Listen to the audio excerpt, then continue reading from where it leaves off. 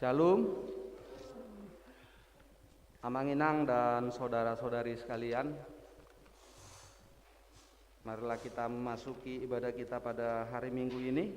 Mari kita mempersiapkan hati dan pikiran kita sambil mendengar musik Preludium.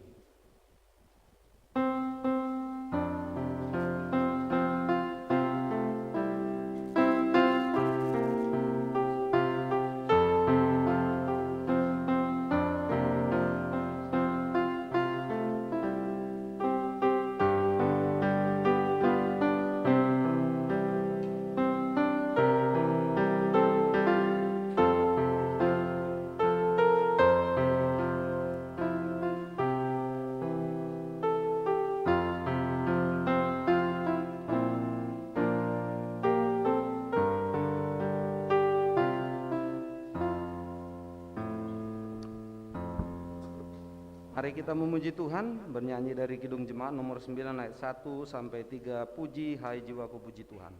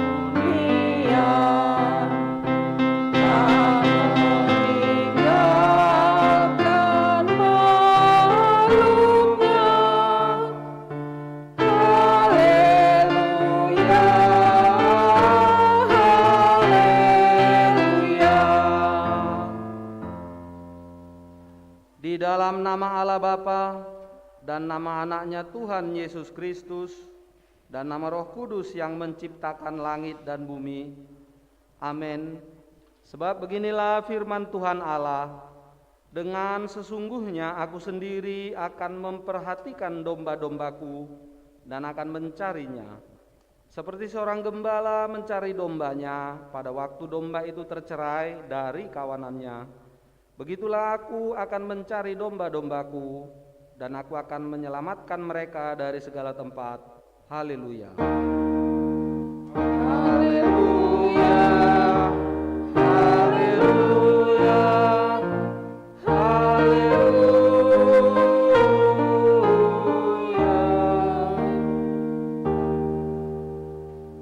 Ya Tuhan Allah, Bapa kami yang Maha Pengasih, kami berterima kasih kepadamu karena Engkau memanggil kami ke dalam pengharapan yang kekal.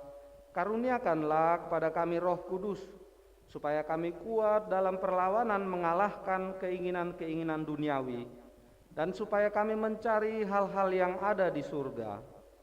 Kuatkanlah kami mengalahkan segala kuat kuasa kegelapan yang sanggup menghalangi perjalanan kami menuju kebahagiaan yang kekal.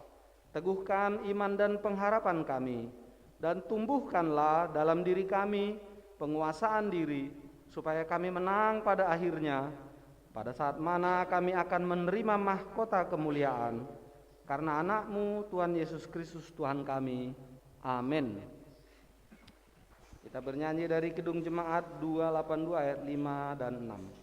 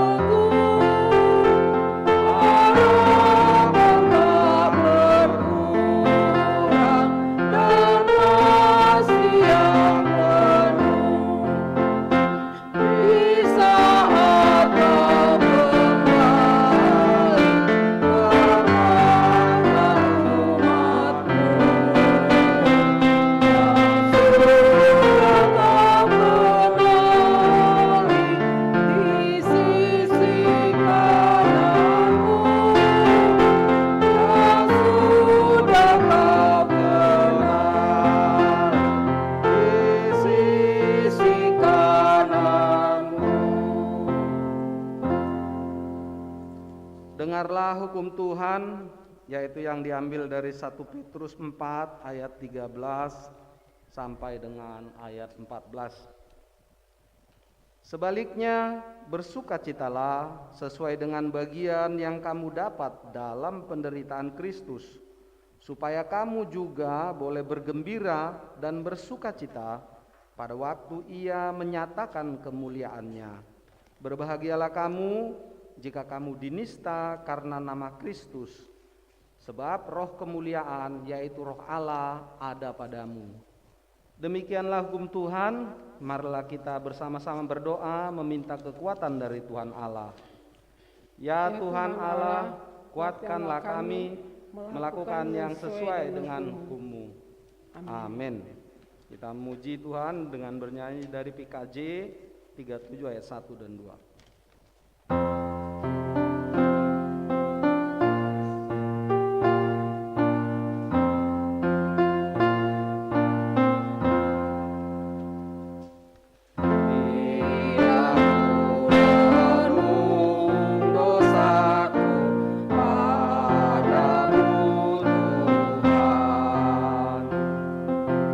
Yang berulang-ulang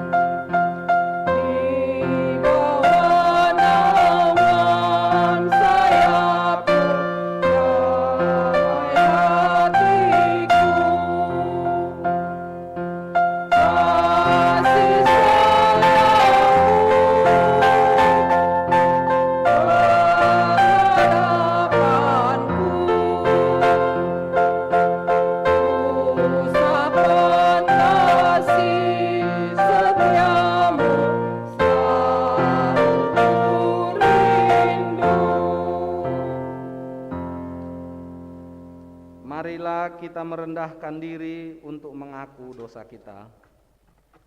Ya Allah, Bapa kami yang Maha Kuasa dan Maha Pengasih, kami orang berdosa yang hina ini datang ke hadapan-Mu yang kudus dan mulia, mengaku dan meminta keampunan segala dosa dan kejahatan kami.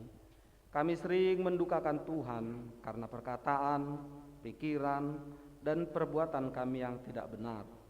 Kami tidak mengasihi Engkau dengan segenap hati, dengan segenap kekuatan, dan dengan segenap akal budi kami. Dan kami tidak mengasihi sesama manusia seperti diri kami sendiri. Kami layak kena murka-Mu dan terkutuk selama-lamanya. Tetapi sekarang kami datang memohon keampunan dosa kami. Tolonglah kami agar kami dapat bertobat dan meninggalkan segala kejahatan kami, karena Yesus Kristus Anak Allah yang tunggal dan karena nama-Mu yang kudus itu.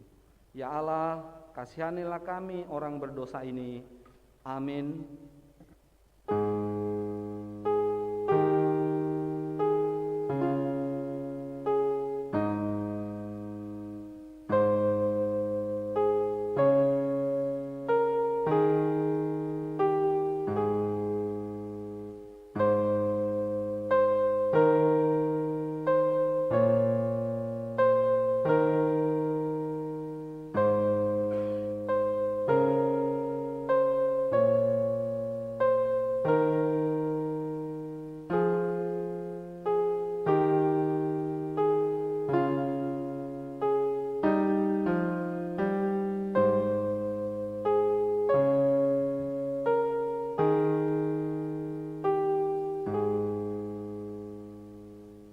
Marilah kita mendengar janji Tuhan tentang pengampunan dosa-dosa kita.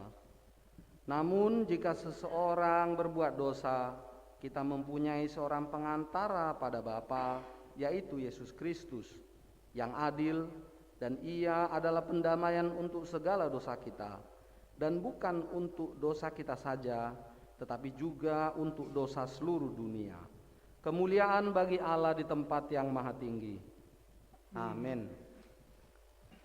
Kita bernyanyi dari Kidung Jemaat 149 ayat 2 dan 3.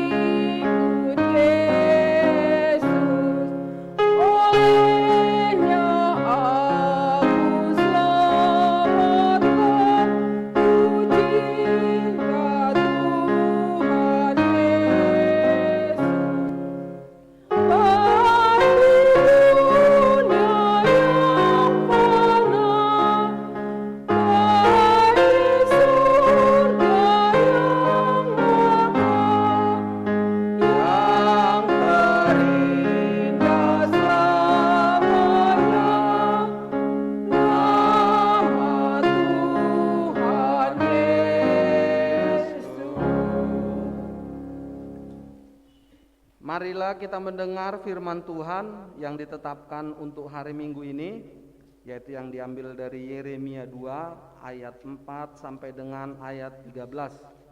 Kita akan membacanya secara bergantian dan ayat yang terakhir kita baca bersama-sama.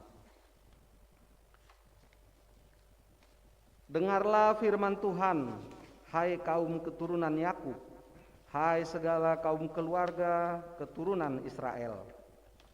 Beginilah firman Tuhan, apakah kecurangan yang didapati nenek moyangmu padaku, sehingga mereka menjauh daripadaku, mengikuti dewa kesia-siaan, sampai mereka menjadi sia-sia.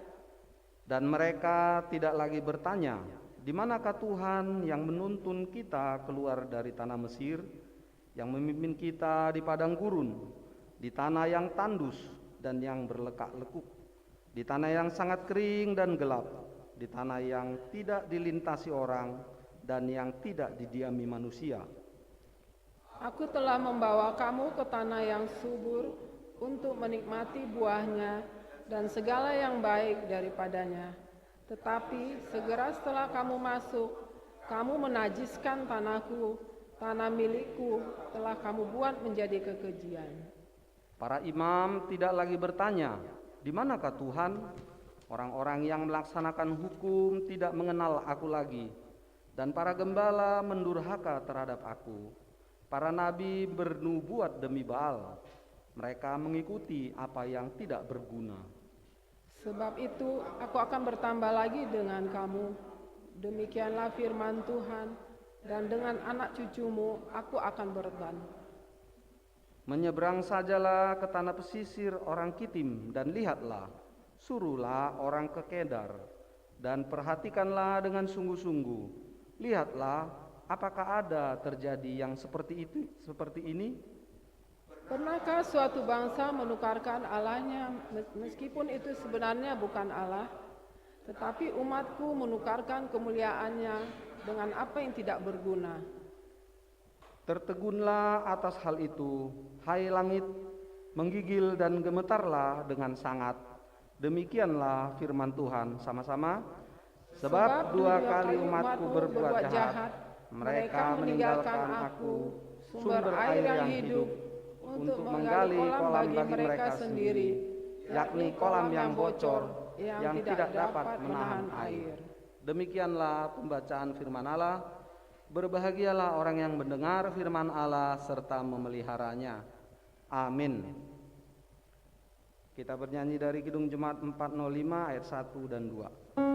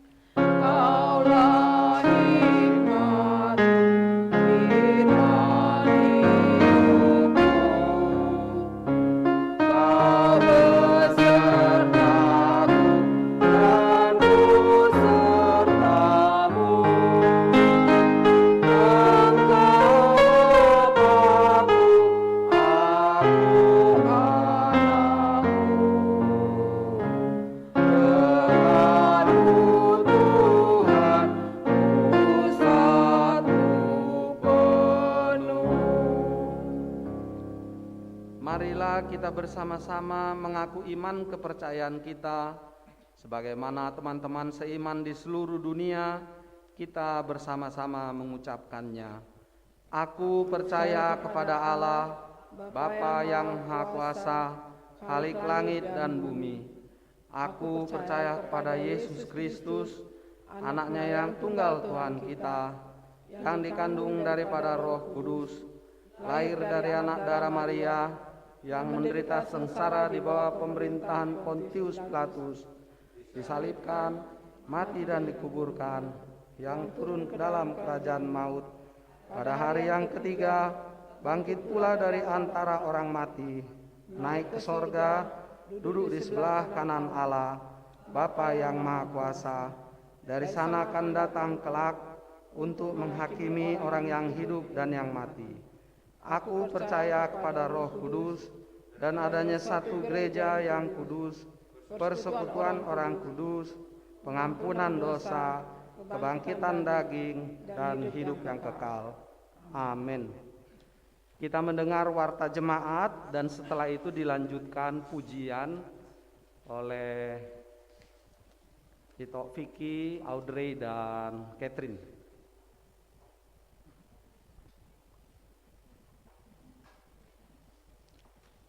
Salam, selamat hari Minggu bagi kita semua.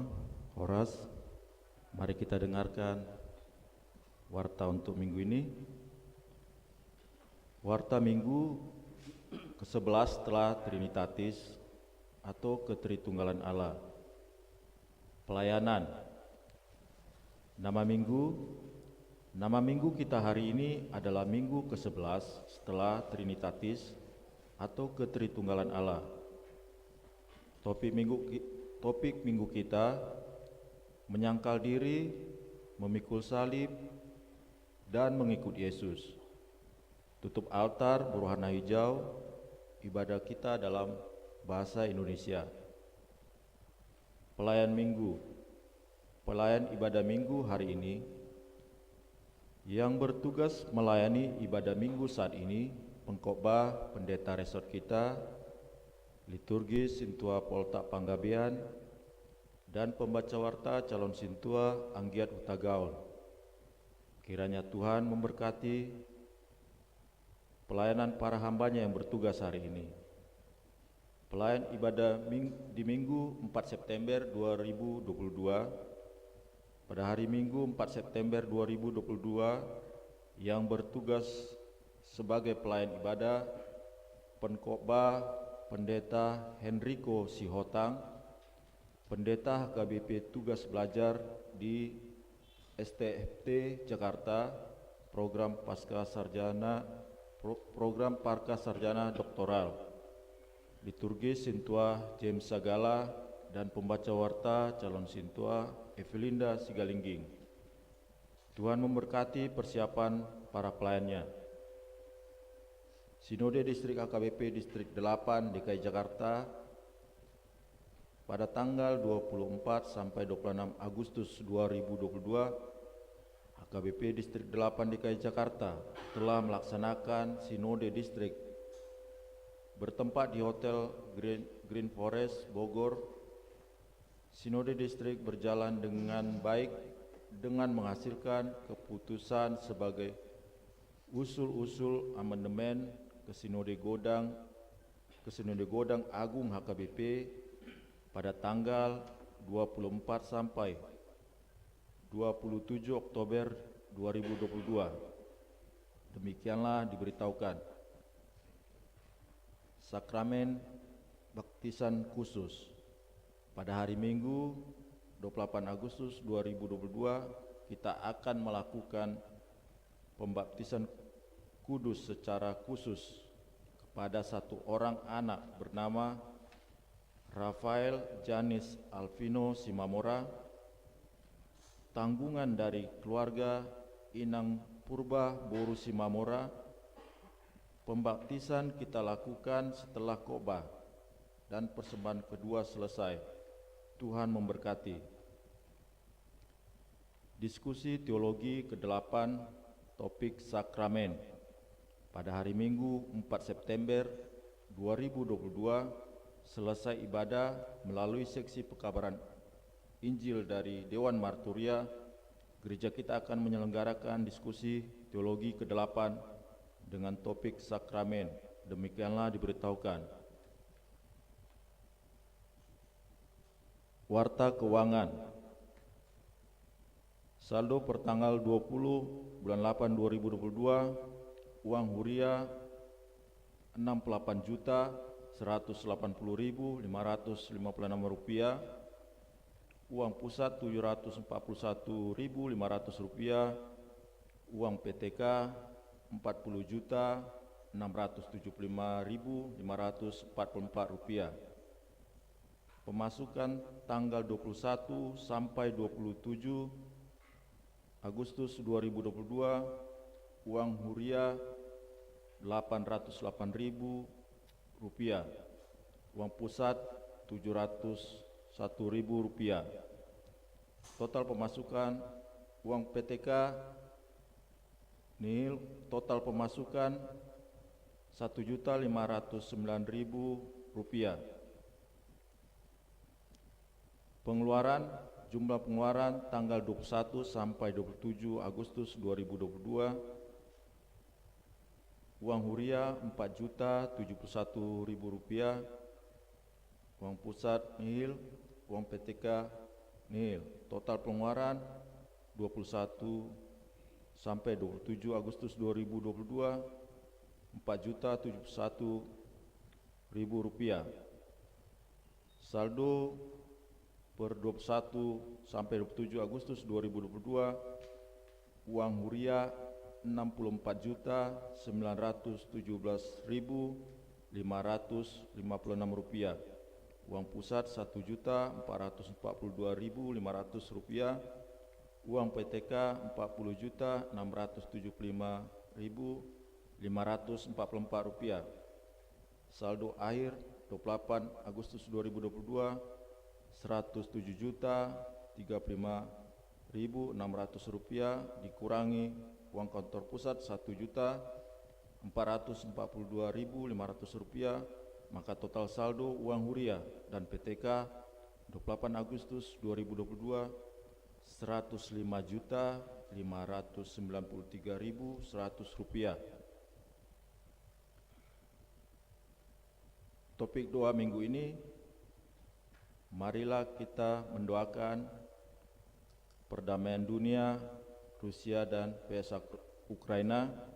Mari kita tetap mendoakan program kerja dan anggaran kerja HKBP Resort Diaspora 2022 agar berjalan dengan baik. Mari kita tetap mendoakan program pelunasan dana pensiun HKBP. Mari kita mendoakan Sinode Godang HKBP yang telah berlangsung dan hasilnya dapat berjalan dengan baik. Mari kita tetap berdoa untuk Amang Dr. T.A. Simatupang, Boru Tambunan, rawat jalan, pemulihan di rumah, jalan pondasi. Mari kita tetap berdoa untuk Inang Sintua Nyonya Ermanurung, Boru Sianturi, semoga diberi Tuhan kekuatan dan pemulihan di Cempaka Putih. Mari kita tetap berdoa untuk Bapak S. Hutauruk, Boru Sitohang, atau Bapak Ivana, rawat jalan dan pemulihan di Kanada. Mari kita tetap berdoa untuk Bapak Huta Barat, Boru Nababan, rawat jalan di Monapasogit. Mari kita juga berdoa untuk jemaat yang sakit, yang tidak terdata, baik di rumah sakit ataupun rumah masing-masing. Semoga diberikan kekuatan dan kesehatan. Terpujilah Tuhan kita, Allah Bapa, Anaknya Yesus Kristus, dan persekutuan Roh Kudus yang memelihara dan memberkati hidup kita setiap hari. Pulanglah kita nanti dengan damai sejahtera. Amin.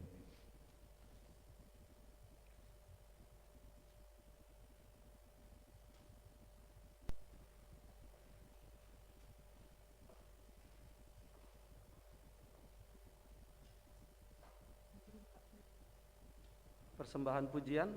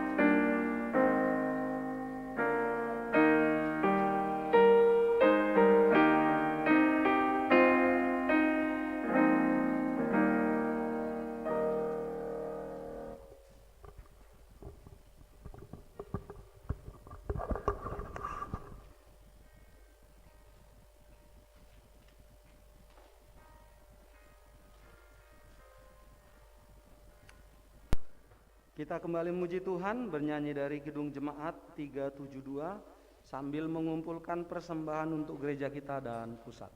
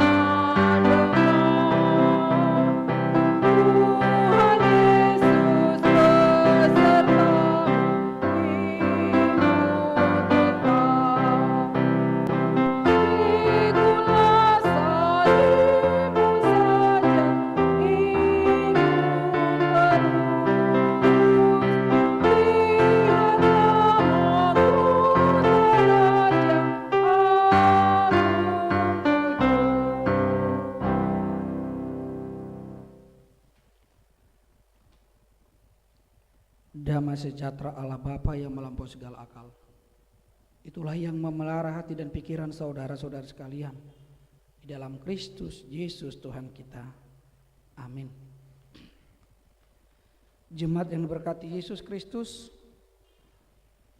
puji dan syukur kita ucapkan kepada Tuhan kita yang memperkenankan kita dalam keadaan sehat bisa beribadah bersama dalam gedung gereja kita ini.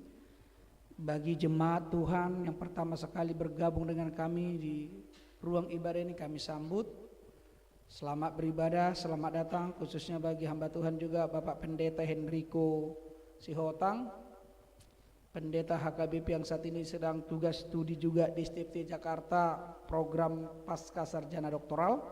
Selamat datang buat Amang Pendeta. Ketepatan Amang Pendeta ini adalah jemaat kita dulu dari HKBP Resort Huta Gugung Distrik 6 Dairi Sidikalang. Jadi beliau saat ini ditugaskan oleh HKBP studi program doktoral di STFT Jakarta. Dan beliaulah yang akan memimpin firman Tuhan atau menyampaikan firman Tuhan bagi kita untuk minggu yang akan datang.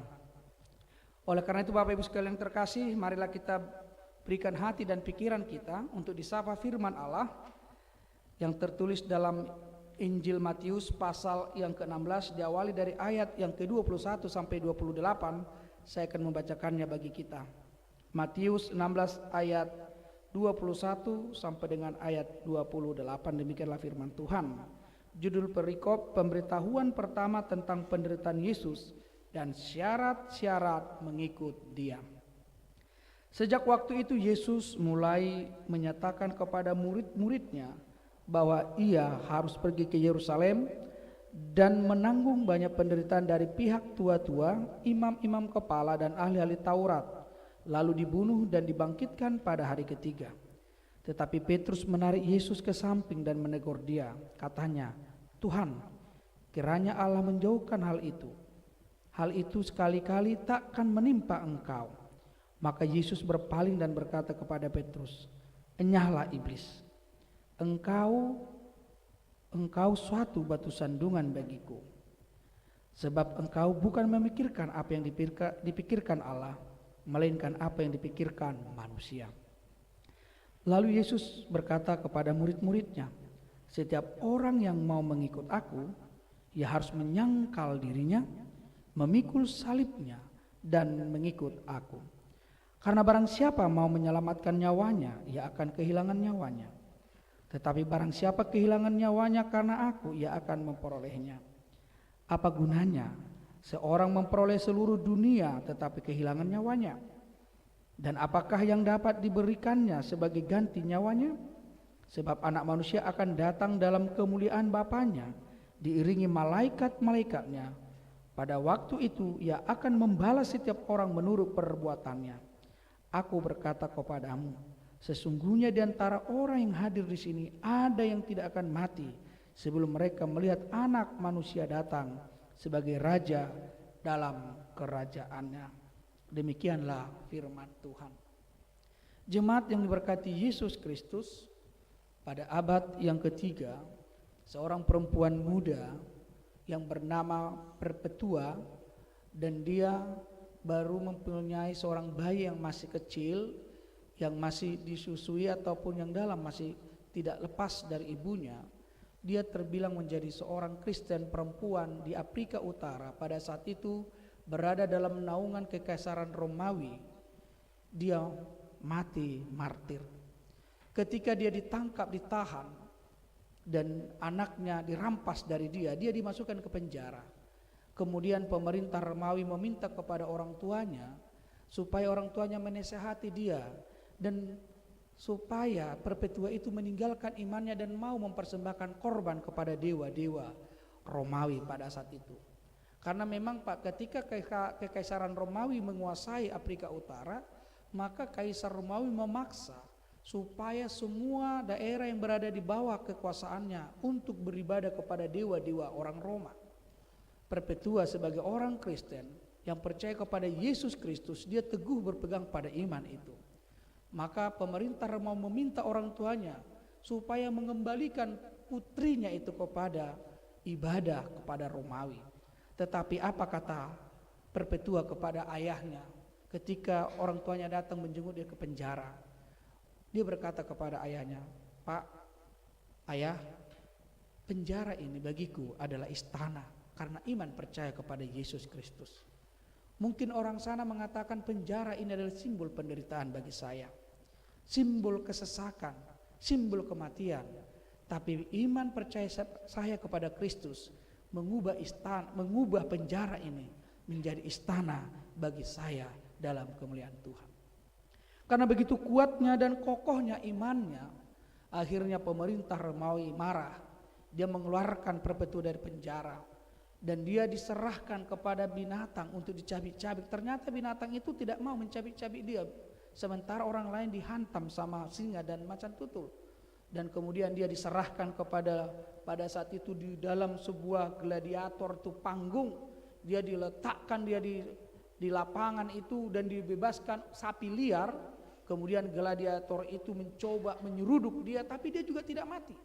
Dan akhirnya Algojo dikeluarkan untuk membunuh Perpetua. Dan ketika Algojo dibunuh untuk membunuh si Perpetua itu, dan ternyata ketika ditusukkan Perpetua juga tidak mati. Karena Perpetua kasihan melihat Algojo yang ternyata masih amatir membunuh dia. Dia mengatakan, kalau kamu ingin membunuh saya, bunuhlah bagian ini. Dan dia menyerahkan tubuhnya dan akhirnya dia meninggal. Bukan karena sebenarnya pembunuhan dari Algojo itu, tapi karena dia menyerahkan dirinya untuk dibunuh karena iman percayanya kepada Tuhan. Saudara-saudara yang terkasih, kalau kita melihat sejarah dari perjalanan kekristenan kita, ternyata tidak ada kekristenan yang mulus berjalan.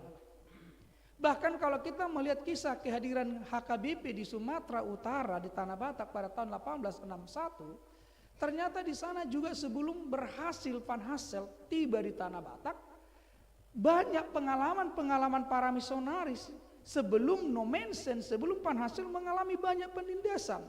Bahkan kita tahu Henry Liman dan juga Samuel Munson dia harus mati juga, dijagal tanda kutip oleh para nenek moyang kita. Namun kasih Allah itu tidak pernah berakhir untuk orang Batak. Pertama, Burton dan Ward yang diutus oleh badan kongsi yang daripada gereja Inggris, ternyata nenek moyang kita menolak. Yang kedua, ketika gereja dari Amerika yang mengutus Henry Liman dan juga mengutus yang namanya juga Samuel Munson, ternyata kita bunuh juga di Lobupining. Itu masih sampai sekarang masih ada prasasti. Tetapi Allah itu tidak pernah berakhir mengasihi nenek moyang kita, mengasihi rumpun Batak, sehingga dia juga mengutus Panhasil yang pada saat itu terjadi peperangan di Banjar, di mana terjadi pemberontakan. Ada 11 orang di sana, para misionaris dan keluarganya dibunuh. Akhirnya pemerintah Belanda mengangkat mereka ke tanah Jawa ini, ke Batavia ini, para misionaris termasuk Van Hassel. Dan dari tanah Jawa ini Van Hassel diutuslah ke Padang untuk membantu perkebunan pemerintah Belanda pada saat itu. Ketika sampai di Sipirok, Van Hassel mulailah mengajarkan Injil. Di sanalah kekristenan kita dimulai. Pada tanggal 31 Maret tahun 1861 mulailah dibaptis di sana orang Batak yang pertama, Simon Siregar dan Jakobus Tampubolon. Saudara-saudari yang terkasih dalam nama Yesus Kristus, jikapun saat ini kekristenan banyak mengalami penganiayaan, banyak mengalami penderitaan, ternyata jauh sebelumnya Yesus sudah memberitahukan itu.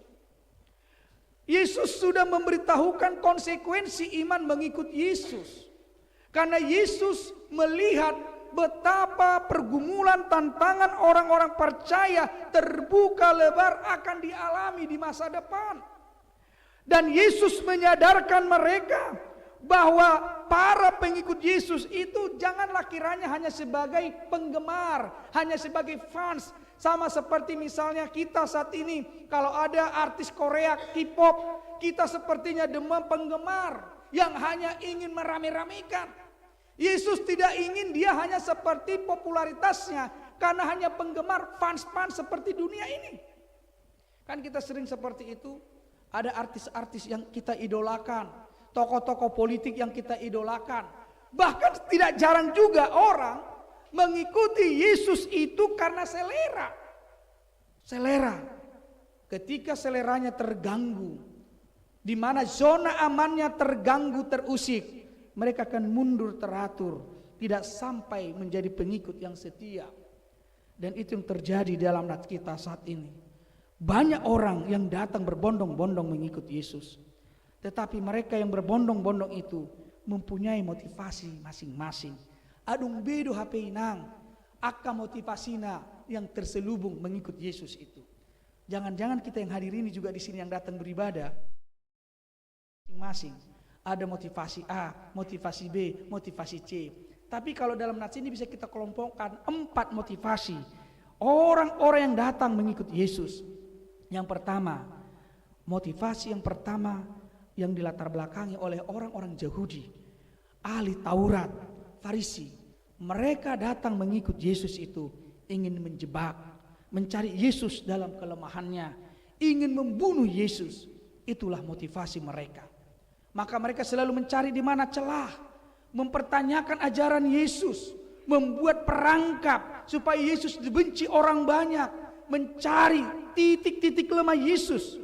Tapi naas, semakin mereka mencari titik lemah Yesus, menjebak Yesus, justru mereka sendiri yang terjatuh dan terperosok ke dalam lubang-lubang yang mereka gali dengan pertanyaan-pertanyaan, perdebatan. Yang kedua, ada juga orang datang untuk mencari tanda, mujizat-mujizat. Apakah ini memang benar Mesias itu? Itu dilakukan orang Saduki atau Saduse dalam bahasa Batak. Orang-orang Saduki selalu mencari tanda bahwa apakah memang benar Yesus ini adalah Mesias. Benar apakah Yesus ini adalah anak Allah. Kalau memang benar, kasihlah tanda kepada kami guru. Kalau kau memang Mesias itu, selu jadu ala komat diori, molona tutu doho memang anan debata, ahadu tadana. Mereka selalu ingin mencari mujizat. Ketika Yesus melakukan mujizat, yang lumpuh bisa berjalan, yang buta bisa melihat, mereka masih kurang tanda itu. Maka Yesus mengatakan, ay molhola tadadu di dori hamuna, ay naburu tong banonya kaportibio tadana songoni. Alai molona anak ni jolmai bere ngomong bahaduan. Iko mijur tua mai mana sebenu gijang tuturwon. Dia akan turun naik dari sorga ini. Kamu ada saatnya kamu akan melihat anak manusia itu. Dia akan naik, turun naik dari sorga ke bumi ini. Ima motivasi na peduahon. Adong mamusing motivasi na petuluhon. Motivasi yang ketiga adalah orang-orang yang mengikut Yesus. Orang-orang yang lapar tetapi salah kaprah karena mereka ingin yang instan. Mereka ingin bersama Yesus itu karena masalah kebutuhan perut. Boy gok butuha dak karejo. 5 roti 2 ikan makan 5.000 orang kenyang. Ada juga diberikan Yesus 4.000 orang makan gratis. Ketika mereka mengikuti Yesus itu mereka ingin ada perubahan hidup tapi mereka tidak butuh kerja. Gudang gusol masonnya manginang neng martanyangi koe mangat duhita rodo roti sendiri dak pola kareju ai Yesus ibu mape mangat jolma 5 roti dan 2 ikan. Banyak orang ikut Yesus itu ingin yang enak-enak, ingin nyaman-nyaman saja, tapi mereka tidak melihat bahwa bersama dengan Yesus itu ada harga yang harus mereka bayar. Disitulah poin yang keempat. Mengikut Yesus adalah berarti melayani Dia dengan segenap hati, akal budi, kekuatan, dan kemampuan. Ini adalah kelompok-kelompok orang memang yang melihat Yesus itu sebagai figur. Di dalam iman percaya Dia adalah Tuhan. Dia adalah Mesias. Kemesiasan Yesus itu tidaklah memiliki muatan politik sebagaimana yang dipahami oleh selama ini para murid. Ternyata para murid juga salah kaprah memahami Yesus Kristus. Dan itulah yang terjadi percakapan Yesus dengan Petrus. Ketika Yesus memperkenalkan bahwa Dia akan mengalami banyaknya penderitaan, pergumulan, langsung berubah nuansa ataupun berubah wajah dari Petrus. Masa Yesus ini adalah Tuhan, Yesus ini Mesias akan mengalami penderitaan? Tidak akan mungkin. Tuhan tidak akan mungkin membuat itu seperti itu. Tidak akan terjadi. Maka ketika Yesus menjelaskan bahwa anak manusia itu akan mengalami ini, penderitaan itu, kemudian Dia akan naik ke sorga pada hari ketika Dia akan bangkit dan naik ke sorga, dan penderitaan yang berat itu akan dialaminya lebih dulu. Kemudian Petrus menarik, Guru, kenapa kau bikin seperti itu? Jauhlah kiranya, janganlah itu terjadi.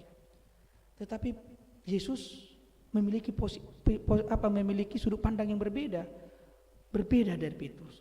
Langsung Dia mengatakan kepada Petrus, Dia melihat, hei, dan Dia tidak mengatakan Petrus, hei Petrus, bukan gitu. Nyala kau iblis, karena kau memikirkan apa yang dipikirkan manusia, bukan apa yang dipikirkan oleh Allah. Pertanyaannya, apakah Petrus di situ iblis? Yesus dalam wujud person, Dia ingin melihat Petrus itu bukanlah iblis, tetapi hakikat niat dalam pikirannya itu adalah niat iblis yang menggagalkan rencana Allah. Jadi iblis, Bapak Ibu sekalian terkasih, itu bukan manusianya, tapi karakternya, pola pikirnya.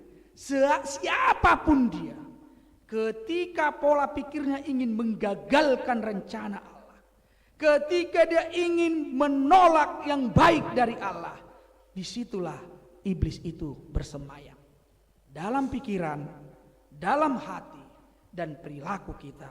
Sibolis itu.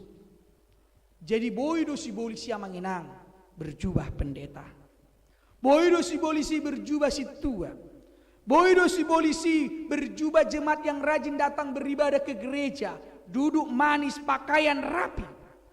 Karena iblis itu bukan menubuh dalam pribadi sebagai manusia, tetapi dalam niat, pikiran, karakter, di sanalah iblis itu bekerja.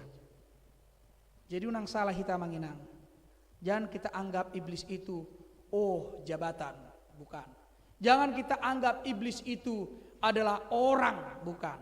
Tapi iblis itu adalah pola pikir yang merusak rencana Allah, yang mencoba menggagalkan rencana Allah, siapapun dia.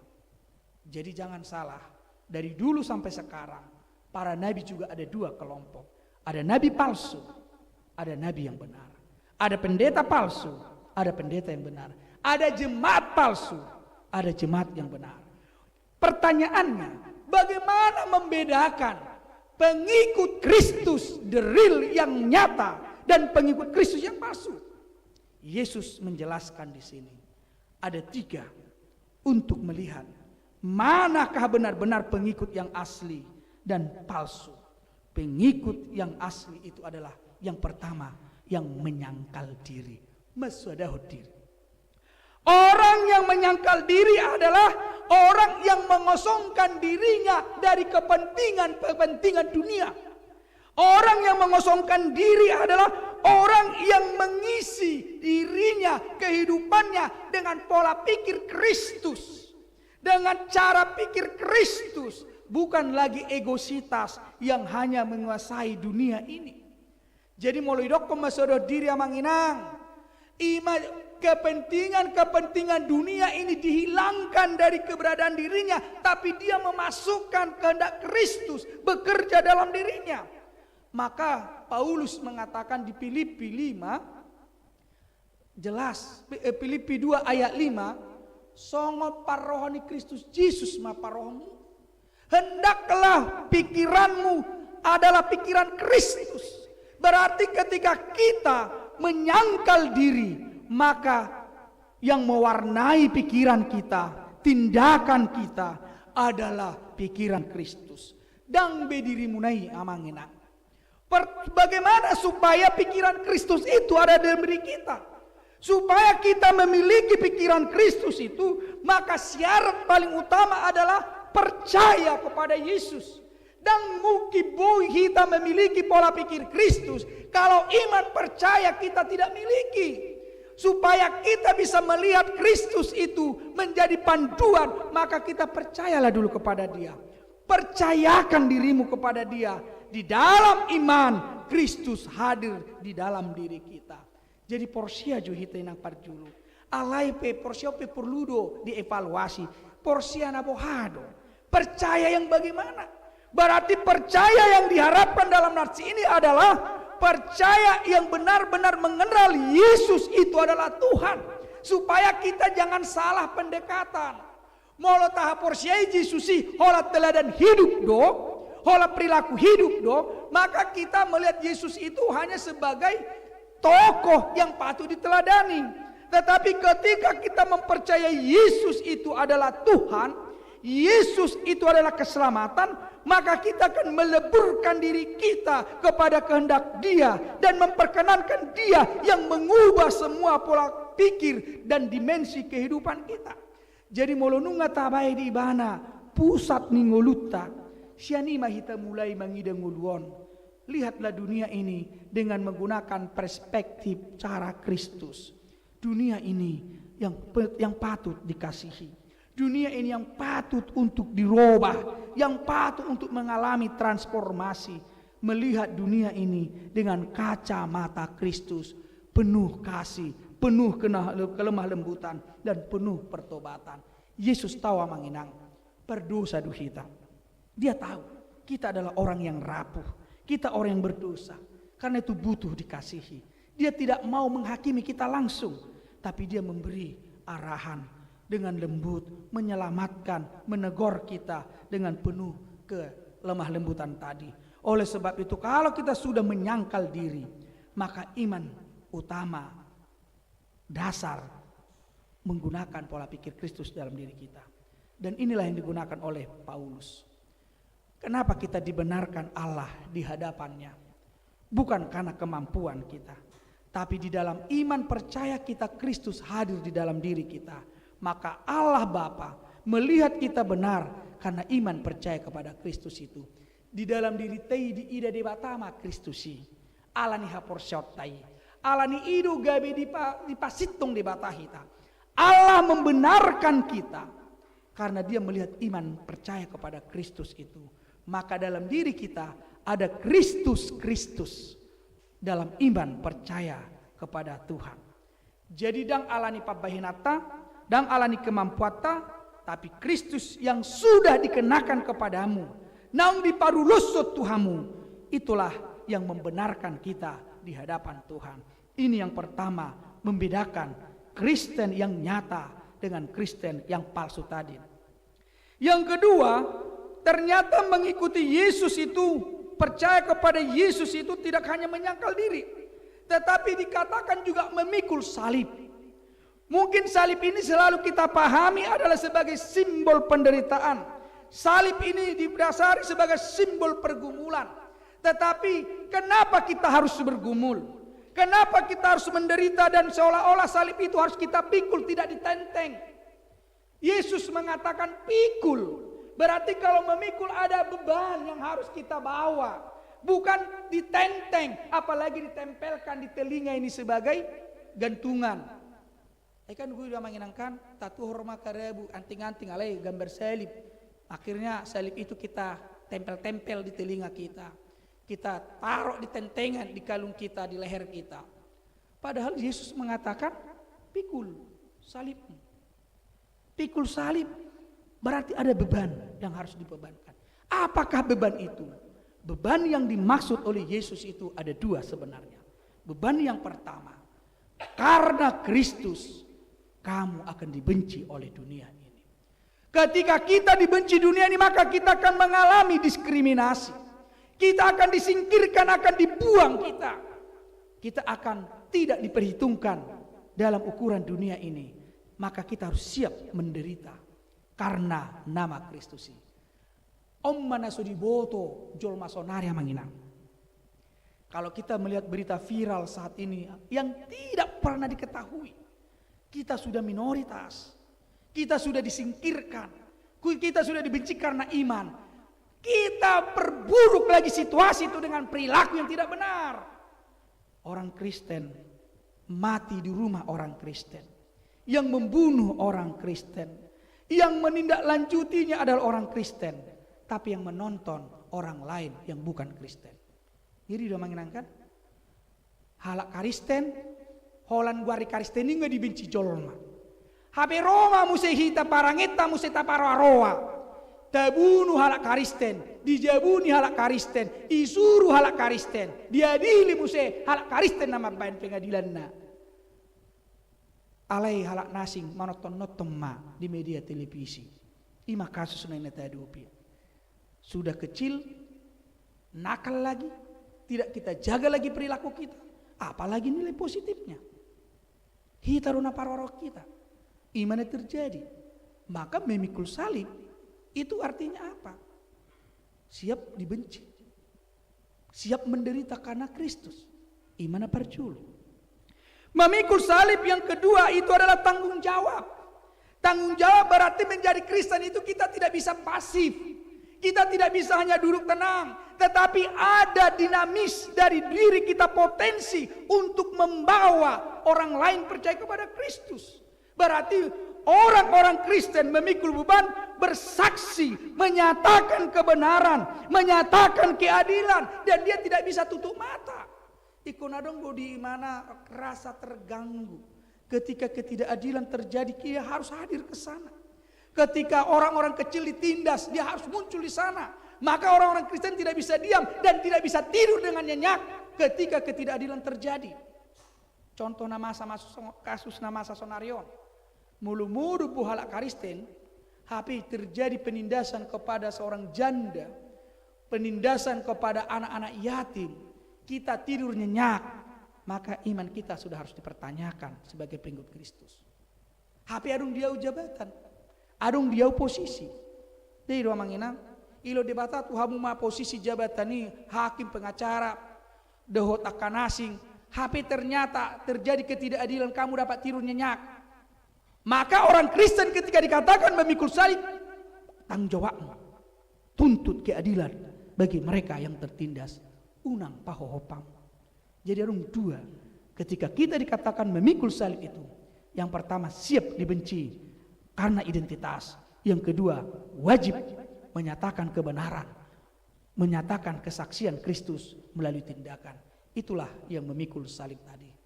Dan salib yang dipikul kepada kita, semua itu karena gerakan kasih kepada dunia ini, kepada semua orang.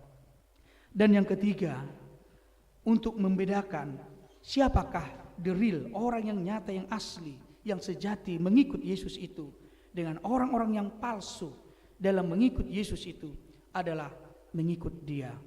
Mengikut di sini adalah menempatkan Yesus di depan dan kita ada di belakangnya, menjejeri langkah-langkah Yesus. Berarti kalau kita menjejeri langkah-langkah Yesus, membangun pola hidup kita sama seperti pola hidup Yesus. Ketika Yesus hidup dalam keugaharian, kesederhanaan, maka kita juga membangun pola itu. Tapi yang terjadi saat ini juga ada orang-orang yang mengklaim diri tapi pola hidup hedonisme, yang selalu mempertontonkan kehebatan-kehebatannya dalam dunia medsos, dunia editan. Bahkan juga uniknya saat ini kita mempunyai dua dunia yang selalu aktif, dunia virtual dan dunia nyata. Yang anehnya dunia virtual itu adalah dunia editan yang tidak seindah dalam dunia nyata. Kita tidak sadar kita sedang terhisap ke sana. Selalu sering bermain dalam dunia maya, dunia virtual, padahal kenyataannya inilah kita. Dalam dunia virtual kita bisa edit siapa kita, tapi dalam dunia nyata Tuhan tahu siapa kamu, Amanginang. Idu molu jemita na salpu, tabotu Ramanginangi, ada ibadah kepalsuan. Ternyata kepalsuan ibadah juga ada, kemunafikan juga terjadi. Tetapi kita tinggalkan itu semua, karena kita diharapkan menjadi pengikut Yesus itu adalah menjejeri langkah-langkah Yesus. Menjejeri langkah-langkah Yesus berarti kita tidak bisa mendahului Yesus. So tungadong jol mana pajolo-jolohon, pajolo-jolohon si Yesus. Kita bisa merancang, kita bisa membuat sesuatu, tapi kita jangan khawatir tentang kehidupannya di depan. Waduh naik Tuhan, sukses do boy don. Urusan sukses atau tidak itu urusan dia. Tetapi kita saat ini dikatakan merancanglah, bekerjalah tentang masalah keberhasilan. Itu adalah berkat Tuhan. Alani dunia yang ngamanginang. Molo tumpe adong rancangan muna mace bagak, mace uli, unang pitor batu jolo hamu jolo. Anda yang menentukannya, tapi biarkanlah Tuhan yang menentukan itu. Alai, ulahuma porsita. Ahan abu taula songo colma. Mari kita lakukan.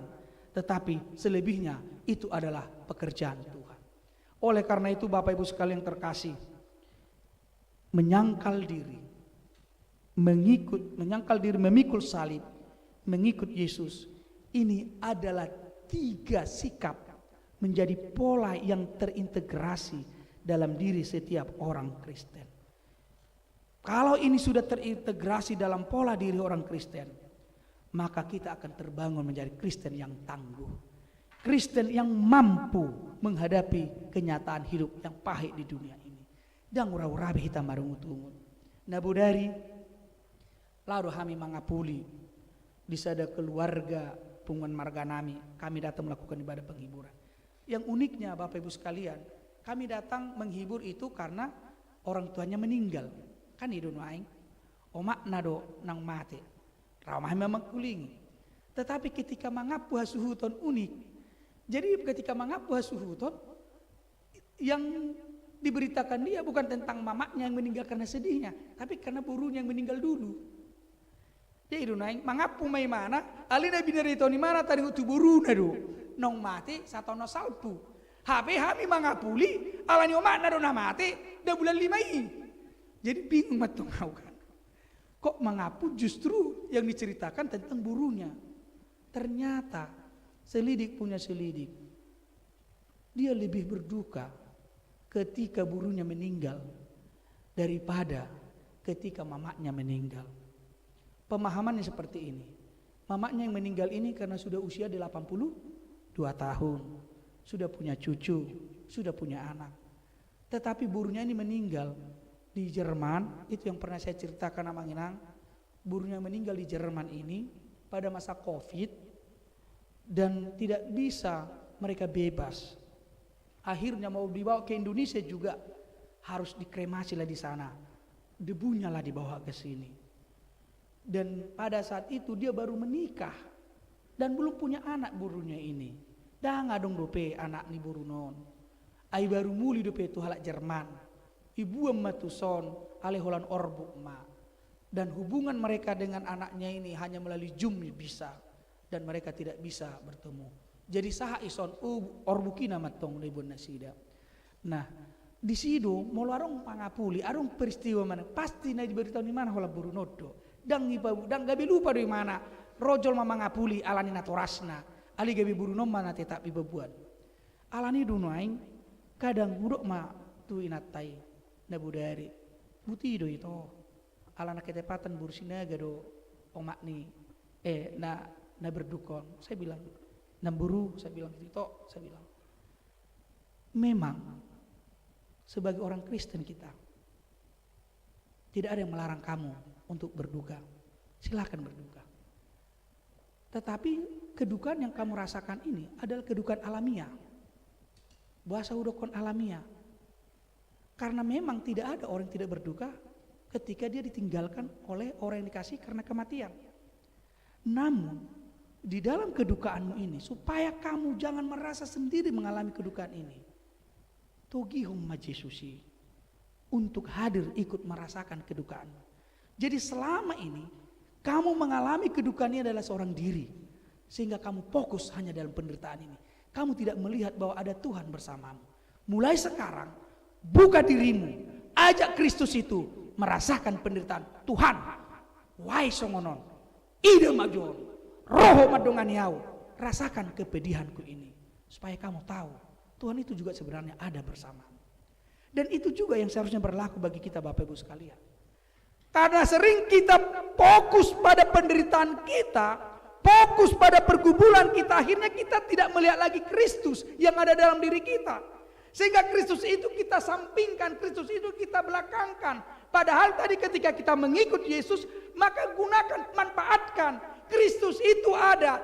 Alana Tuhan na tahapursaina mangulu doibana. Jangan sia-siakan dia, gunakan optimal mungkin. Pakai bana senjata. Gunakan dia menjadi senjatamu. Gunakan dia menjadi kekuatanmu. Jangan sia-siakan. Kamu punya kemampuan, kamu mempunyai Tuhan yang luar biasa, kamu memiliki Tuhan yang kuat. Kenapa kita tidak gunakan dia dalam pergumulan itu? Tak hai holana pikir toma tak pakai, pikir toma tak jujulhon. Hancurlah, melempemlah, orang kita rapuh. Orang kita lemah, padahal iman itu mampu mengubah. Yesus sendiri mengatakan kalau kamu mempunyai iman, katakan kepada gunung itu pindah, akan pindah. Masa kita tidak gunakan iman itu? Yang kita gunakan ini terus, akhirnya apa? Hancur. Ayo saja gugu moninang.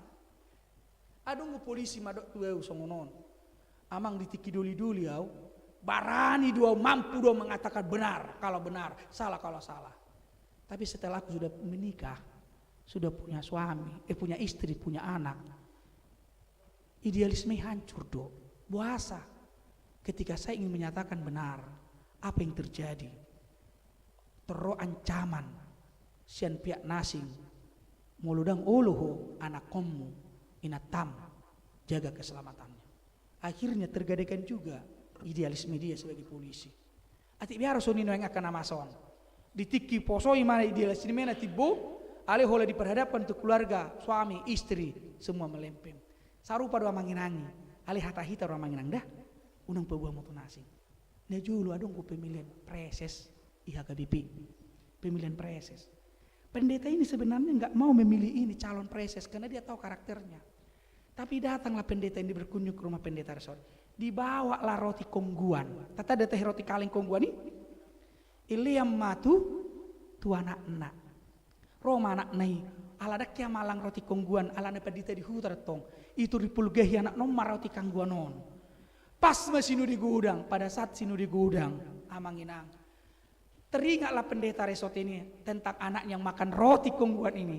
Akhirnya dipilihlah amang pendeta itu jadi preses. Ini mana mah? Ausuran dak pilitinano gabi preses. Alai ala huingo anak kokina membulgahi mangalang roti kongguani gabi sau mahimana pilih gabi preses. Bisa tergadaikan amanginang karena seperti itu. Ido bana adong hatani bata nama dokon, mate do iduk ni pidongi alani anak ni pidongi. Jadi ternyata bisa korban orang tua dapat hanya karena anaknya. Jelas sungunidu sonari pelayan di gereja HKBP. Naduan mulu boy do boy tatiup amanginang sukses do gereja ton. Dia main dapat julu dan anak sekolah minggu. Mulu boy do di talayan sekolah minggu dinggan anak sekolah minggu kita bisa memegang HKBP di depan masa depan. Nah pada dia muse mulu boy do akalan setatiup na metuon dapok do anak na ito puasa ayah kalian sio berengot taru gali alia kanak kono sudi nama ped pajon joko tapi ring maju di huta-huta di Sumatera gereja boy baga jong ala peranan lain sedui i telepon anak kono di Pangaratuan amang iya nak kondisi anu pang ikiri bu 10 juta pajon joko gereja ho ya ro dak sar kiri poin mah i telepon mamu se anak konna lain sedu sude gerakan lain sedu sude pajon joko gereja di huta alani teleponi akan atau rasna. Jadi jangan anggap remeh sama lansia. Hidup penglo sonari di gereja-gereja sonari. Kenapa ada gerakan lansia? Lansia masih berguna. Lansia begitu harum. Indah detong.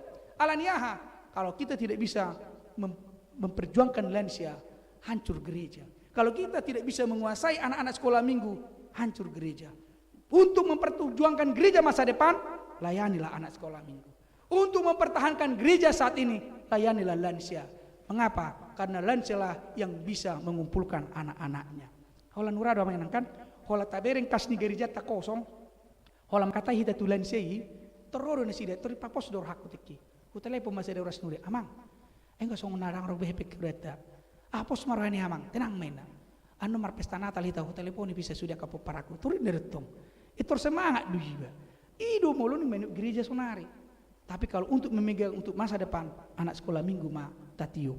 Makanya kita selalu berusaha bagaimana anak-anak sekolah minggu kita nyaman berada di HKBP karena mereka lah HKBP masa depan. Ido dalanna mengikut Yesus berarti menjadikan dia adalah pola pelayanan kita, pola hidup kita. Dan iblis yang dikatakan tadi bukan orangnya, bukan mewujud dalam tubuh, tapi itu adalah buah pikiran yang kotor yang selalu berusaha menggagalkan rencana Allah. Oleh karena itu saya ingin katakan, tinggalkan pola pikir iblis itu. Sama seperti Petrus, bolokok kamu mai, tetapi pikirkanlah apa yang dipikirkan oleh Tuhan. Apakah itu? Kasih, damai sejahtera. Dalam buah-buah roh, itulah pola pikir Kristus. Amin, kita berdoa. Puji dan syukur kami ucapkan kepadamu ya Tuhan. Karena Engkau senantiasa memberkati umat-Mu saat ini. Engkau mengajarkan kami menjadi orang-orang Kristen yang setia. Orang-orang Kristen yang benar. Yaitu mereka yang mau menyangkal diri. Mengosongkan diri mereka dari keinginan-keinginan daging. Dari kepentingan-kepentingan dunia yang sesat ini. Tetapi mereka menggunakan pola pikir Kristus dalam hidupnya. Engkau mengajar kami juga Tuhan, supaya mau memikul salib. Salib itu adalah beban yang kami harus pikul, karena iman percaya kepada Kristus. Ada dua hal yang Engkau ingatkan bagi kami. Ketika kami telah mengambil keputusan mengikuti Kristus, maka dunia ini akan membenci kami.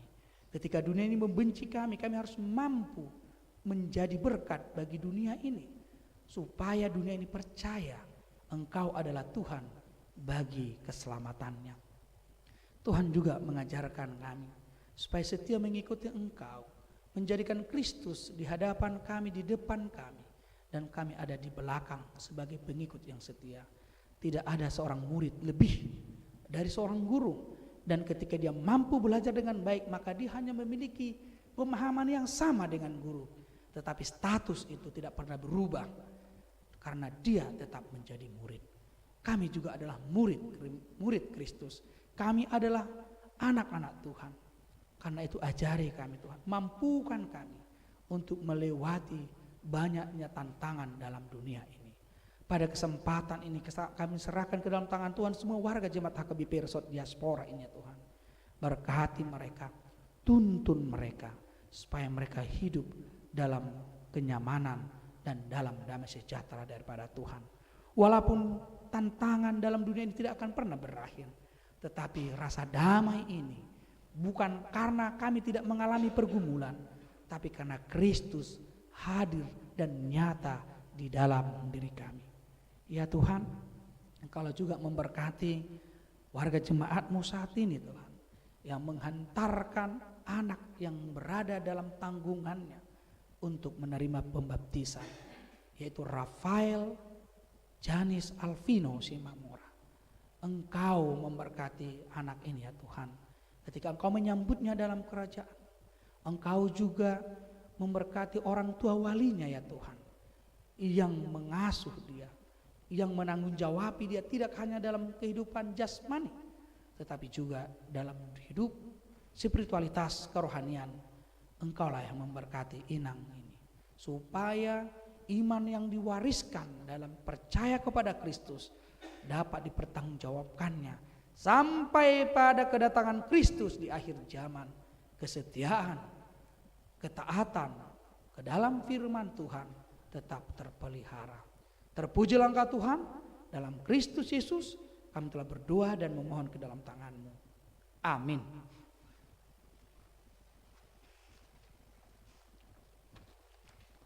Kita persiapkan persembahan kita bernyanyi dari Kidung Jemaat nomor 376 ayat 1 dan selanjutnya.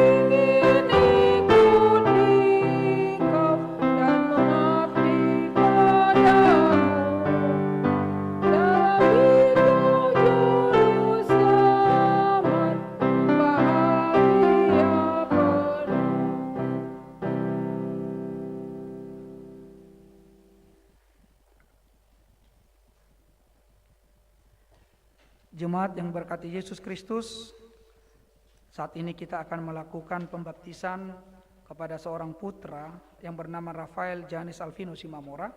Karena itu kita persiapkan hati kita bernyanyi dari Kidung Jemaat nomor 309 ayat 1 dan ayat kedua nanti bangkit berdiri yang akan dibaptis dibawa oleh orang tua walia.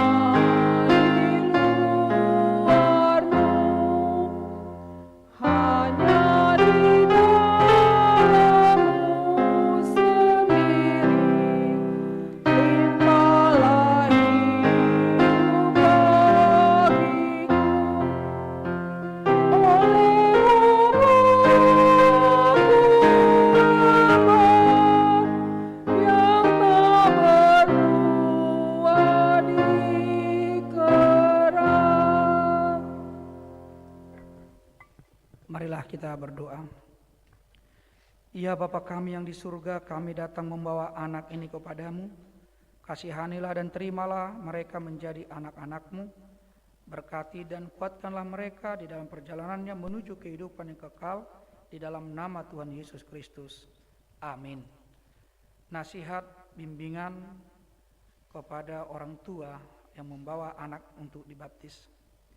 Saudara, orang tua dari anak yang akan dibaptis hari ini, dengarkanlah firman Tuhan Yesus. Pergilah, jadikanlah semua bangsa muridku, dan baptislah mereka dalam nama Bapa dan Anak dan Roh Kudus, dan ajarlah mereka melakukan segala sesuatu yang telah kuperintahkan kepadamu. Dan ketahuilah, aku menyertai kamu senantiasa sampai kepada akhir zaman. Siapa yang percaya dan dibaptis akan diselamatkan, tetapi siapa yang tidak percaya akan dihukum. Dengarkanlah juga firman Tuhan Yesus seperti yang tertulis dalam Injil Markus. Lalu orang membawa anak-anak kecil kepada Yesus supaya ia menjamah mereka. Akan tetapi murid-muridnya memarahi orang-orang itu. Ketika Yesus melihat hal itu, ia marah dan berkata kepada mereka, biarkan anak-anak itu datang kepadaku. Jangan menghalang-halangi mereka, sebab orang-orang seperti itulah yang empunya kerajaan Allah. Aku berkata kepadamu, sesungguhnya barang siapa tidak menyambut kerajaan Allah seperti seorang anak kecil, ia tidak akan masuk ke dalamnya.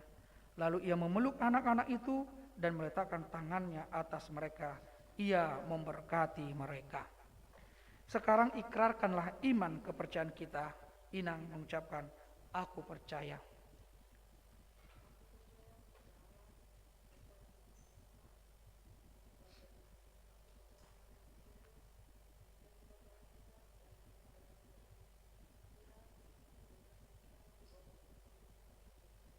Disalibkan.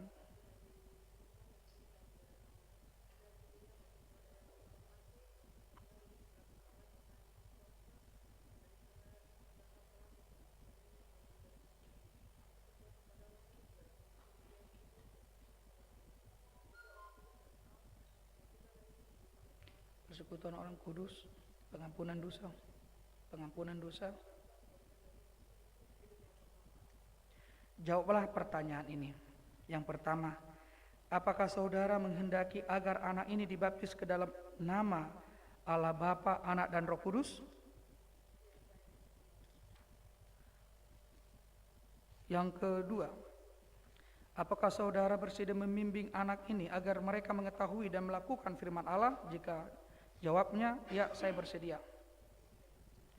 Yang ketiga, apakah saudara bersedia menyuruh anak ini ke gereja dan membesarkannya dalam pengajaran Kristen Protestan agar dia menjadi anggota jemaat yang hidup dalam Yesus Kristus? Jika demikian, jawab ya, saya bersedia. Jika demikian, marilah kita menyerahkan mereka kepada Tuhan melalui pembaptisan kudus ini.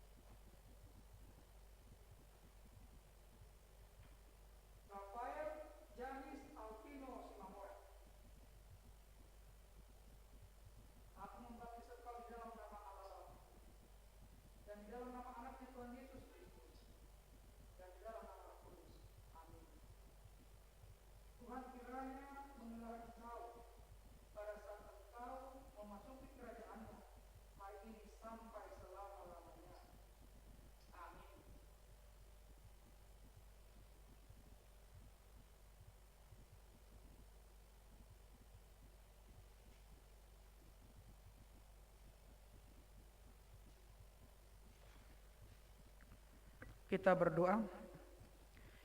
Ya Tuhan Allah Bapa kami, dalam Yesus Kristus Tuhan kami telah menyerahkan anak ini kepadamu dan Engkau telah menerimanya menjadi anak-Mu melalui baptisan kudus ini, agar dia menjadi warga jemaat Kristen di dunia ini dan menjadi pewaris kehidupan kekal.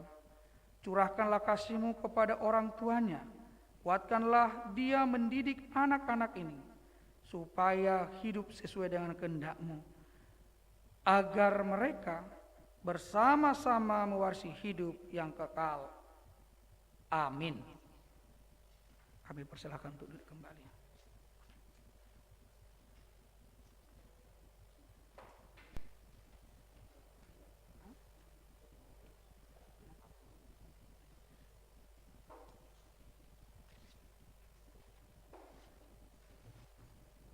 Kita bernyanyi dari Kidung Jemaat nomor 362 ayat 1 dan kita bangkit berdiri semua.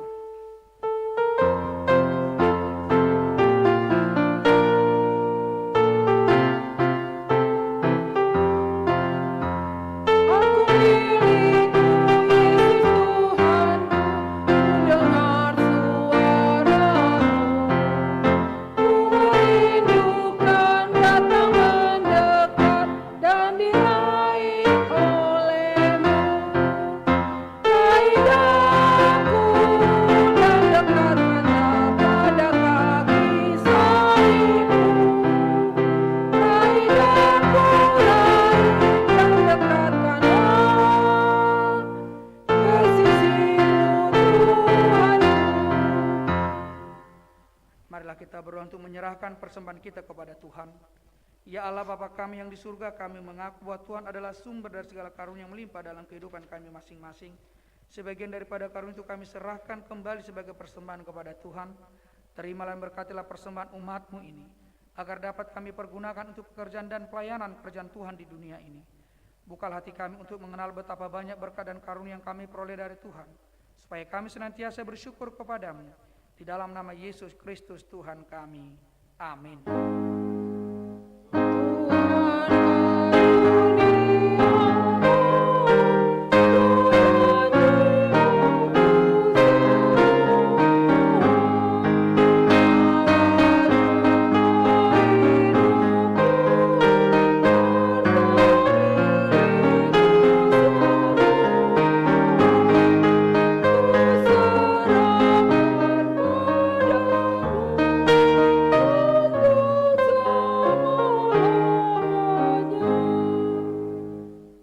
Kami yang di surga, dikuduskanlah namamu, datanglah kerajaan-Mu, jadilah kehendak-Mu di bumi seperti di surga. Berikanlah kami pada hari ini makanan kami yang secukupnya, dan ampunilah kami akan kesalahan kami, seperti kami juga telah mengampuni orang yang bersalah kepada kami. Dan janganlah membawa kami ke dalam pencobaan, tetapi lepaskanlah kami daripada yang jahat.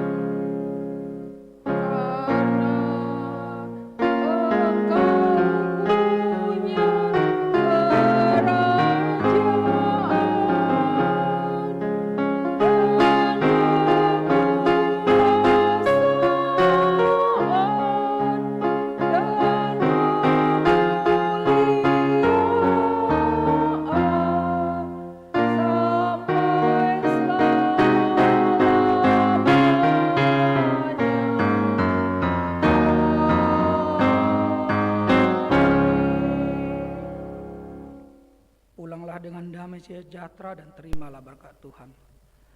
Tuhan memberkati engkau dan melindungi engkau.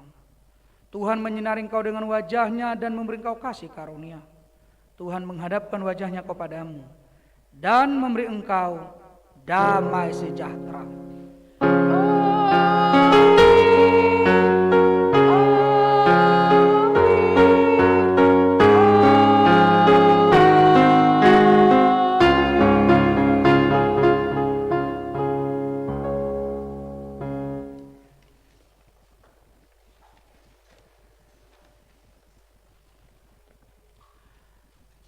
Jemaat yang kami kasihi dalam nama Yesus Kristus, kami pelayan firman Tuhan, pelayan ibadah pada pagi hari ini dari HKBP Resort Diaspora mengucapkan kepada semua warga jemaat yang berada di rumah masing-masing dan juga dalam gedung gereja ini, selamat hari Minggu bagi kita semua. Horas isom marau pengiduhami mak jongjong mak isom mahita mulai gereja bu di tasonon teh ala anak dong terdiri kami undang ke depan. Kami ke depan untuk disalam dan sambil diiringi oleh musik.